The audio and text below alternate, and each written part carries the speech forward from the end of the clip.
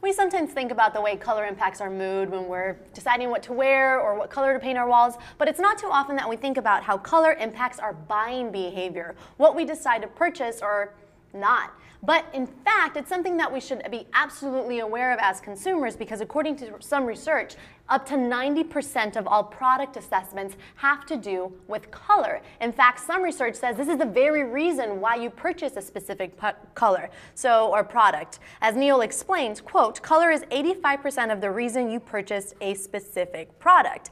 And there's additional research that sort of corroborates this as well, and says it's very pervasive and incredibly impactful. In fact, it only takes about 90 seconds for a customer to form an opinion about a product, and that takes into account what color it is. Does this surprise you at all, Mark? No, it makes perfect sense. I know I do that myself.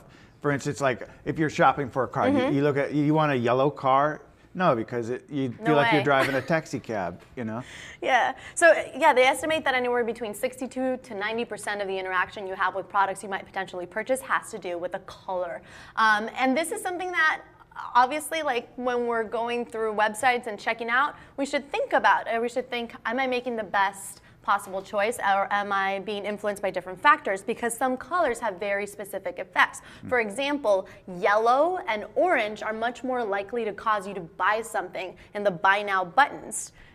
That I found interesting. So it tends to produce this feeling of haste. And if you look at some websites, you'll see that their buy now buttons or register here are in these very bright colors like yellow and orange. Additionally, other colors have impacts that make us want to trust the company more. So Facebook, for example, is all in blue, and it's kind of for a reason, because blue makes us trust things more. So banks, you'll notice, have a lot of blue websites as well. Now, that being said, does it necessarily mean you should trust the website? Maybe, maybe not. If you're an entrepreneur, this is something you can consider when building your website. If you're a consumer, you should think about how this impacts you.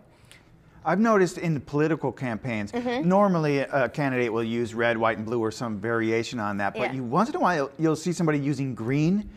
And look back through campaign history. Nobody with a green sign wins. Like Jimmy Carter, you know, even Ted Kennedy. Green never wins in politics. Huh. Yeah, so blue might be the way to go, right? To earn people's trust. Although green, yeah, maybe you're thinking of the Green Party or anything like that, but I don't know that they use it as much anyway. Green tends to have this connotation of like earth and like being environmentally sustainable or something being fresh. Might not necessarily work in politics. What's interesting too is that men and women prefer different colors and are more likely to buy depending on the color of like a website, right? Based on their gender. So women love colors like gray, women don't like colors like gray, orange, and brown, but they love colors like blue, purple, and green. Men like blue, green, and black. What are your favorite colors? I'm a blue and black guy all the way around. And partially that's just functionality, because then I'm a lazy dude and you just grab anything and it's going to match. Blue and black, and you can't go wrong. Till you put on some red shoes and then you're screwed.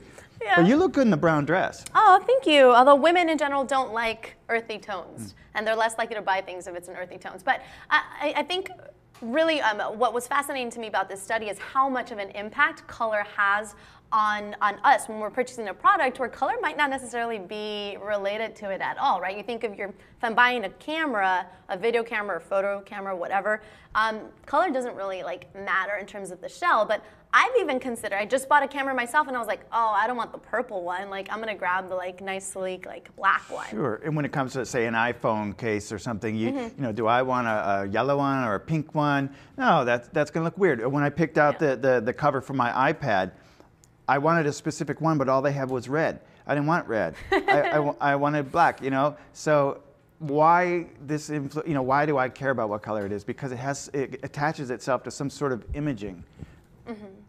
Yeah, imaging, and also you can even see this with diets. If you use a blue plate, for example, as opposed to a white plate, you're less likely to consume food if you have the blue plate. We tend to associate blue foods kind of as poisonous. We don't have normal natural blue foods except for blueberries and stuff. But those are actually purple.